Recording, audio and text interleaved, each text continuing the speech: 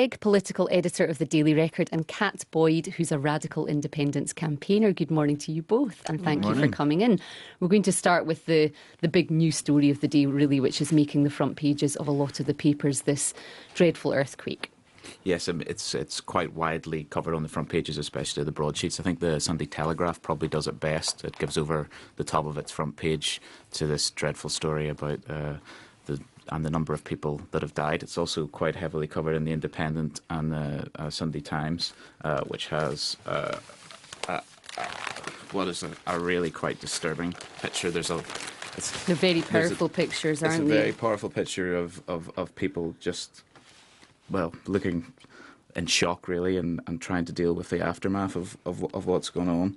And there, the Times is saying the death toll is 1,450, but I believe it's gone up overnight, and we're now looking at close to 2,000. So there's some dreadful scenes in Nepal. And as so often is the case with these stories, as you say, that we really have no idea initially of the extent to it, and also because of the geography as well, it could take some time before a lot of the victims are reached. Yeah, and I think there'll be a lot of very anxious, worried people today trying to get in touch with loved ones, because there's so much devastation and carnage there at the moment that finding out exactly what's going on and ascertaining whether people are safe. The Scottish Sun on Sunday has a local angle on the story where they've actually spoken by satellite phone to someone who was up Everest at the time, a Scottish climber. It's James Grieve from Kinross. His family will be very relieved that he's okay, because obviously he's been managed to get to somewhere where they can get in touch. But I think there's a lot of very anxious people today. And of course, lots of Britons. It's very popular, particularly for climbers, isn't it? There'll be lots of Britons out there. And the BBC's already been going through a list of those missing, and some that they already know to be dead as well. Very worrying news. So, moving on to the Sunday Times, and the annual Rich List, Kat, is out today, and it always makes interesting reading. Always makes interesting reading, but it always makes the same reading.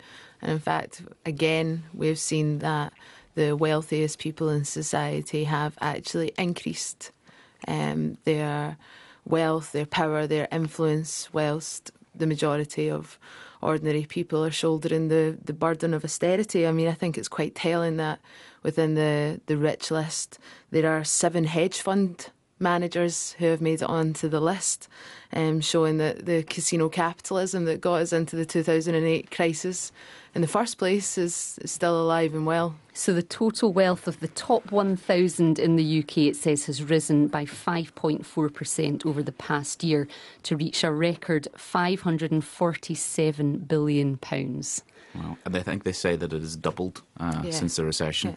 So only the richest have doubled their wealth in the last few years. It is quite extraordinary. Some quite traditional industries in there as well, though, particularly on the Scottish list. We've got Alistair Salveson, of course, of the Christian Salveson shipping empire. Also, the Grant Gordon whisky family, valued at £2.15 billion. These are extremely wealthy people whose wealth, I think, has existed for a while, and they've managed to weather the storm of the recession quite well. I think there's some interesting detail about Sir Tom Hunter. He's perhaps one of the most prominent billionaires in Scotland, who had pledged to give £1 billion to charity before the credit crunch in 2007, and then many of his investments went bad. It says he lost an estimated £250 million, but he's managed to recover, and is thought to be worth about £529 million now. He's ranked as Scotland's 16th richest person. So obviously some people, even the very rich, suffered a little, but Sir Tom Hunter seems to be coming back out of it. They're recovering as well. I don't think he was ever worried about where his meal was coming from, however. I mean, I don't think the majority of people are going to be shedding any tears over the super rich getting a little bit of a dunt. I mean, overall, the picture is that their wealth has increased. You know, they have basically profited out of the 2008 financial crash. And when you compare that to what's happened to wages, I mean, wages have barely recovered to pre-2008 levels of increases. And I think that the Rich List has to be seen in that context. And also it's interesting to think how they calculate it, because many people with a lot of money go to great lengths to make sure other people can't find out how much they have earned or how much they're worth. It's always interesting, isn't it, to see the method that the Sunday Times actually use. Because a lot of the time this is really a lot of guesswork, isn't it? Yeah, I mean, I guess this just isn't about like monetary sums. You know, it's not about the pounds and pence of how much people are worth, but actually the power, the political power and influence that comes with making it onto that list is very, very significant. Also, the idea, David, you were mentioning of the names. You mentioned Sir Tom Hunter, of course, a well-known Scot, but lots of people on this list people won't have heard of at all, actually. John Shaw and his wife have a £790 million pharmaceutical fortune. That's a Scot probably that not many people know about. Sir Tom Hunter obviously is quite prominent in the media, and he takes an interest in public life. And during the referendum campaign, for example, he was quite explicit in his views and spoke about those kind of issues. Whereas other people, the Shaws, seem happy to stay in the background with a lot of money, which is their right, I suppose. And of course, Kat, this contrasts really with one of the pieces in the Sunday Herald this morning about food banks, and it focuses in on a really sad example of a family, doesn't it, who very quickly ended up in a desperate situation. Yes, and I think that, you know, that example that's given in the Sunday Herald today is, you know, this is not an extreme case. This is reality for millions of people across the UK, that you are 1 or 2 pay packets away from absolute crisis. I mean, the tragedy of this situation is that in 2008, when the financial crisis hit, there was a missed opportunity to really restructure the way that the economy runs. And instead, the financial crisis became about a crisis of public spending. Somehow it was able to be reframed as a problem of public spending and the deficit. And that has been a tragedy in terms of trying to rebalance the economy to make sure that people are not in this state. And we're going to be talking more about that after 9:30, actually, and particularly this idea of being, 3 pay packets away from possible homelessness and hunger. And the example in the Sunday Herald, it's the Harkins family, a family with 4 children, and very quickly just found themselves in such a difficult situation through job loss and also ill health as well. So page 23 of the Sunday Herald, that is today. Also in the Sunday Herald, Dungavel, Kat, talk us through that. The story that's in the Sunday Herald today regarding, it's officially called Dungavel Removal Centre, but I think we can all agree that it's in fact become a detention centre where 41 of the 185 detainees are being detained for longer than 3 months, some for longer than a year. And the story in the Sunday Herald today is about the STUC and religious groups as well being denied access to the centre following a wave of reported hunger strikes that started about a month ago over overcrowding conditions and the issue of indefinite detention. And I think that people in civil society should be very, very suspicious of the fact that the Home Office are denying civil society organisations access to places like Dungavel. Well, just to give the Home Office response, they say detention facilities are inspected by Her Majesty's Inspectorate of Prisons and the Independent Chief Inspector of Borders and Immigration. Detention is reviewed at least on a monthly basis for the duration of the period of detention to ensure it continues to be justified and in line with Home Office policy. That's their response to that one. Let's move on to the politics because, of course, featuring in all the papers. Davy, what have you seen? The right-wing media in London has gone completely bonkers. I mean, they have now lost their mind. It's almost as if they're playing top trumps on who can come up with the craziest thing to say about Nicola Sturgeon. So in the Mail we have it's actually, to be fair to the Mail on Sunday, they're just reporting something that Theresa May has said, which is that the SNP being in a position of influence, I think it. I mean, a coalition's been ruled out. The SNP are not going to be in government. It's just that they may have some influence. That it would be the worst crisis since the abdication. But actually, the Mail gets even better than that. In that they have a 2-page spread inside where Andrew Lloyd Webber is ruled out to discuss what must be nearly 1,500 words of anguish at the thought of Nicola Sturgeon played a part in the British national life. And it has given them a good opportunity for Photoshop, because Ed Miliband and Nicola Sturgeon have been Photoshopped into the Phantom of the Opera. I'm not too familiar with the Phantom of the Opera, I have to admit, so I don't quite get the significance of the characters they're playing, but it looks quite dramatic. Makes a nice picture. And any other pictures, Kat, that you've seen and liked today? It's mostly got to be that one of Ed Miliband being portrayed as Phantom of the Opera. I mean, it's absolutely wild. I've been tweeting today asking people to start a petition to see if we can get Andrew Lloyd Webber to actually produce that version of Phantom of the Opera. Or to make it all stop. I mean, that it's just, good. I think that there's like an increasing level of utterly deranged reporting coming from what I would consider to be the extreme right-wing press, like the Mail on Sunday. And it's a really, really dangerous game.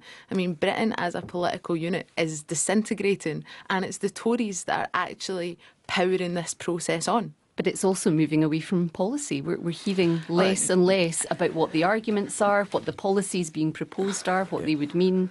I have to say I agree with Kat, and I think it's a very dangerous strategy the Conservatives are pursuing. And although it's quite funny looking at the Mail on Sunday and seeing that it's completely lost its mind, the point is quite serious in that we have a Conservative Party which is, by all accounts, a unionist party. Certainly it claims to be a unionist party. It spent a long time, it spent 2 years, arguing heavily that Scotland should remain part of the United Kingdom, and it is now basing its entire electoral strategy on the idea that Scottish MPs are not legitimate, or whoever Scotland elects is not legitimate. Now, if Scotland votes heavily for the SNP in next month, which all the polls suggest is what's going to happen, that's just the reality of British politics, and that will have to be accommodated. If you want to believe in the United Kingdom, then how people vote in a democracy is what you have to then deal with.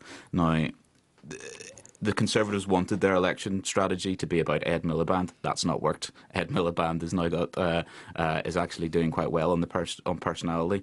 They wanted it to be about the economy. That hasn't got any traction now. So all David Cameron, a Prime Minister who for 2 years said, please stay in part of the UK, that all he is left to do is to demonise the Scottish National Party, I think is a devastating critique of his political position, but also is extremely damaging for what he believes is his political worldview. And I would be...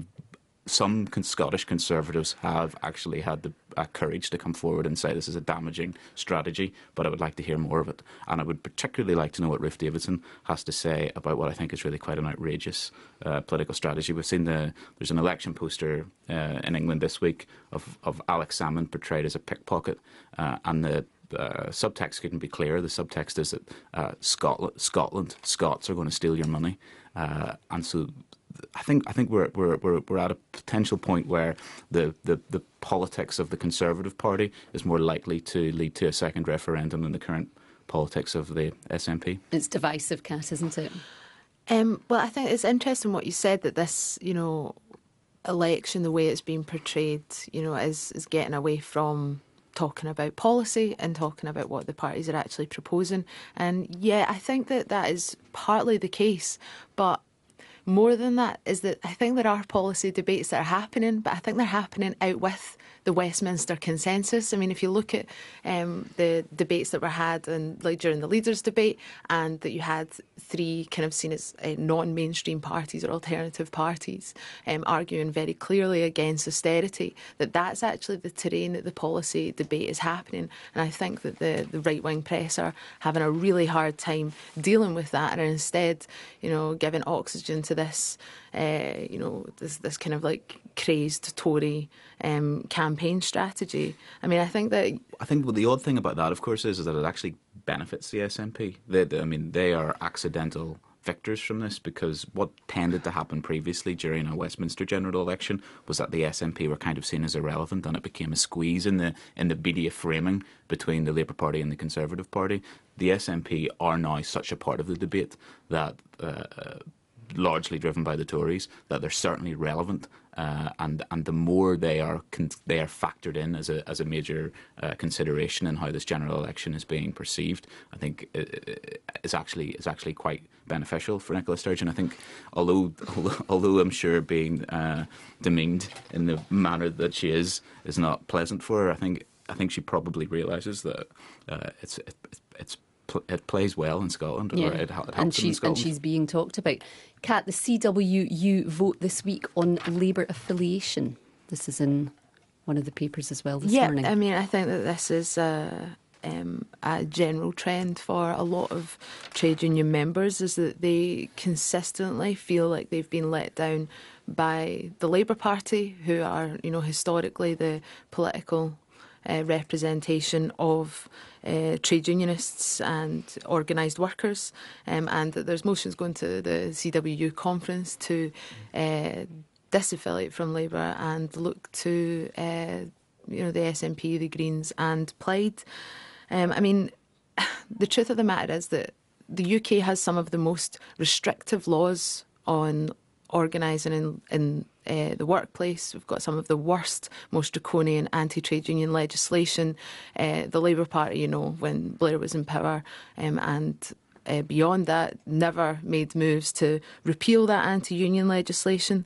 And I think that there are people who are very frustrated at the Labour Party's refusal to budge on the question of trade unionism. And repealing anti-trade union laws is not some loony left argument. This is about balancing the economy, and it's going back to the stuff we were talking about, the rich list. Unless workers have the power to collectively bargain for their wages, then that gap, that growing space between the super rich and people in the workplace is just going to get bigger. It's just going to get bigger. So I think it's an interesting development for the CWU, and I think that we'll be seeing more debates like that happening in trade unions, particularly in the run-up to the elections in Scotland. It's going to be very hard for a lot of Labour-affiliated trade unions to stomach backing Labour in the 2016 Holyrood elections when they are led by someone like Jim Murphy, who's no friend of the trade union movement.